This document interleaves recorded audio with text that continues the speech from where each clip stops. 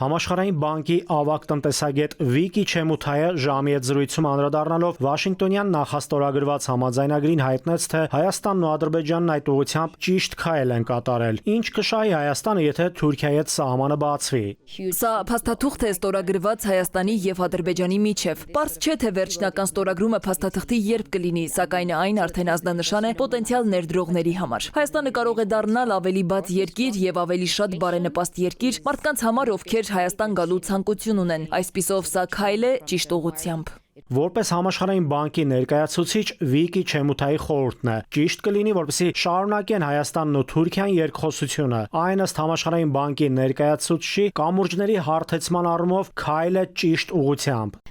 Այսպիսով սա այն է, ինչ մենք պաշտպանում ենք, քանի որ գիտենք, որ դա կգրավի ներդրողներին։ Ինչ կանի Հայաստանի կառավարությունը, ինչ կանի Թուրքիան, չեմ կարող ասել, բայց մենք աջակցում ենք նրանց շարունակել միմյանց հետ խոսել։ Բանակցում եք Թուրքիայի հետ, չէ՞։ Այո, պետք է սկսել խոսել բոլոր հարևանների հետ։ Լինի դա Հայաստանը, Թուրքիան։ Պարզապես այդ զրույցները ազդանշան են ուղարկում դրսի ներդրողներին, որը կարող է առևտրային ներդրումներ բերել Հայաստան։ Այնպես որ դա լավ բան է։ Հայաստանում վերջին տարիների ներդրումների ծավալը նվազել է, ինչով է պայմանավորված Հայաստանում դրանց տեմպերի դանդաղումը։ Համաշխարհային բանկի ներկայացուցչի խոսքով առաջին հերթին դրանք պայմանավորված են անվտանգային հարցերով։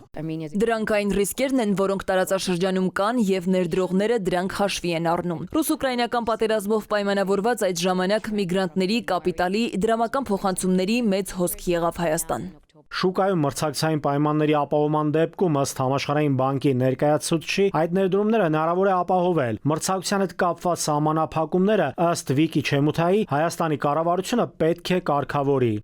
Նաիրի Մունադյան, ժամը լրատվական։